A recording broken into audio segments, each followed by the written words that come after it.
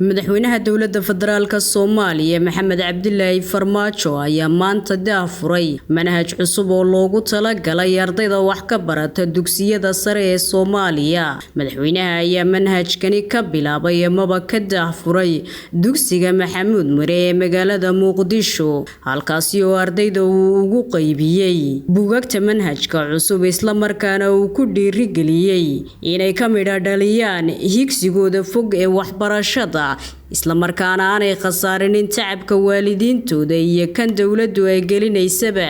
waxaana kamid ahaa hadaladii madaxweynaha. sanadkii hore markaan halkan nimid waxaan furnay oo aan daahfurnay barnaamijkii dugsiga dhexe, haddana in aan runtii fursadan qaaliga ah aan u yeelanay kulligeen nasiib inaan daahfurno barnaamijka dugsiga sare. runtii waa ilaahay mahadiis, waana runtii waa hawl wasaaradda aad adigu hoggaanka u hayso ay juhdi iyo waqti badan gelisay iyo hay'adaha kale oo idinka caawinayay in aan yeelanno barnaamij midaysan ee waxbarasho laga soo bilaabo dugsi hoose ilaa dugsi sare.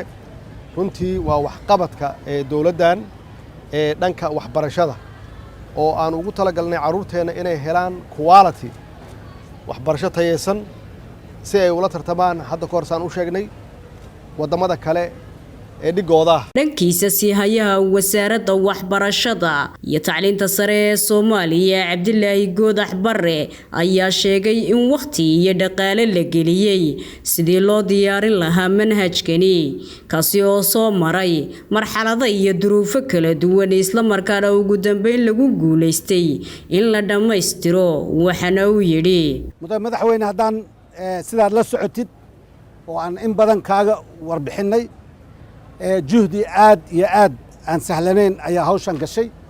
dad badan ayaa ku howlanaay oo kulligood Soomaali ah.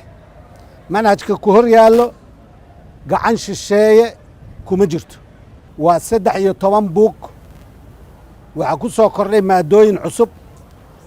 waxaa kale oo kuwii hore uga duwan yahay in 3 luqadood manhajka ku qoran yahay. iskoolkii raba inuu ingiriis ku dhigo ingiriisi buwaagti ayagoo ku qoran helaan. hadday rabaan inay af carabi ku dhigaan iyadoo af carabi ku qoran helaan.